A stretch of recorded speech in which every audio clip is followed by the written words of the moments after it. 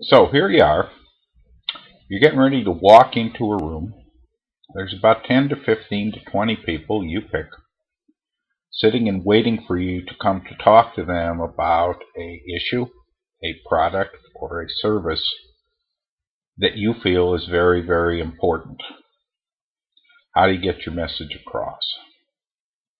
I think one of the best examples of a person doing that was President Clinton during the 1992 presidential debate. At the time, he was the challenger, and any time a person asked him a question, he would get off the stool he was sitting on, and he would walk towards the person, extending his hands to answer, looking them directly in the eye. They felt like they were the only person in the room. Is anybody sitting here watching this not like feeling special about something? I know I do. So imagine a presidential candidate looking you in the eye and answering your question. Now, to that group of people and to a larger group of people watching at home, it showed a certain genuineness, a certain sincerity, and a certain, hey, this guy could be living right next door to me. Now, on the other hand, the incumbent, President George Herbert Walker Bush, stayed on his stool, referred to his notes, and as they kind of did a post-mortem on him after the election, actually created a barrier between himself and the audience.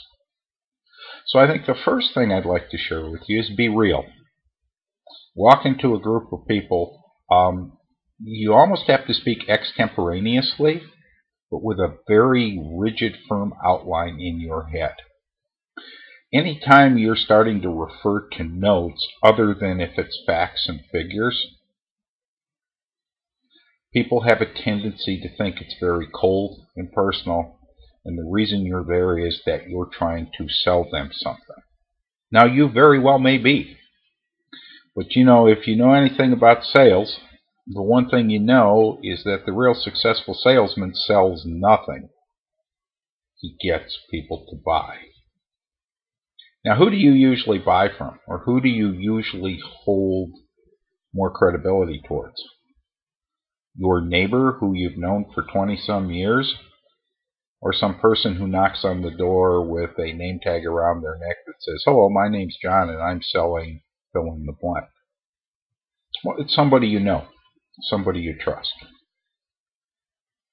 And one of the ways we can build instant trust and instant credibility with people is to be real, is to be ourselves. The second way is to be sincere. Nothing in this world is perfect. No product, no service, no idea is perfect. The minute people perceive that whether you're trying to sell them on the idea that they should be better human beings and be healthier, or that they should buy a new car or an annuity or anything like that, they become skeptical. Sincerity says,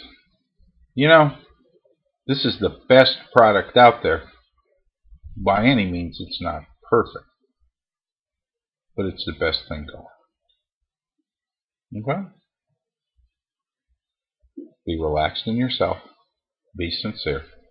And the most important thing to do is make eye contact.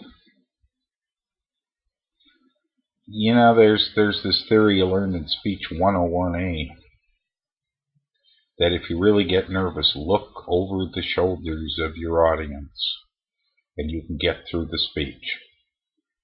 Well, you're going to lose all your credibility with me the moment you start looking over my shoulder. It's like, okay, I want to get this over with and let's get the next group of people in here. Engage me. And you can engage me with your eyes. Once you do that, I'm going to pay attention to you because, again, going back to the example I used with then President Clinton, I feel special.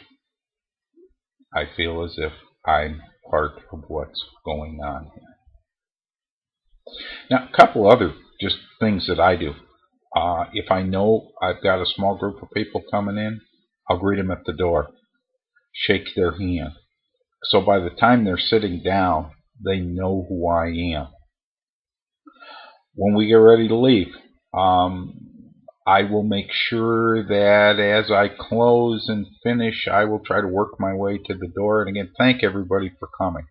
One of the things I usually close with in a small group of people is, look, if you have any questions or comments, if there's anything like you would like to talk about, I'm going to stick around as long as I need to stick around to answer your questions. Okay, so if not, I'm going to make contact with everybody. Now, that helps because you may not sell what you're wanting to sell right then and there. But as I'm catching a cab back to the airport or going to my hotel room or back to work or home or wherever it is I'm going, I might sit and think, you know, that was awfully nice. And believe me, I've had people call me just because of that. You seem very committed to what you're doing. You seem very sincere. I'm going to give you a try.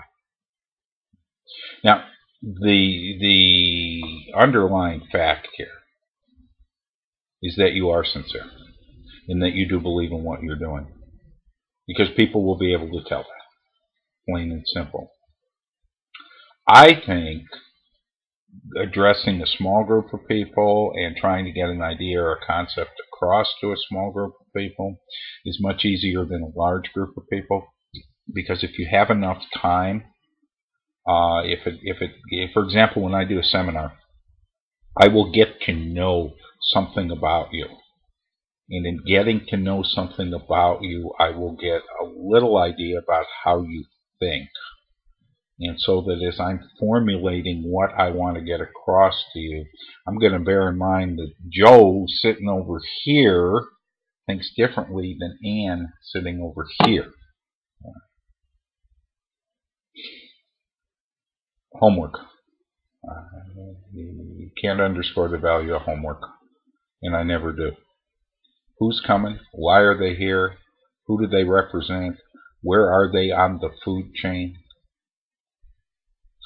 Look, I believe in treating everybody with dignity and respect, but if I send my administrative coordinator to listen to you talk and report back to me about what you have to say, versus the chief financial officer of a Fortune 100 company sitting there deciding whether he's going to spend X amount of dollars, I'm going to make sure that I target him.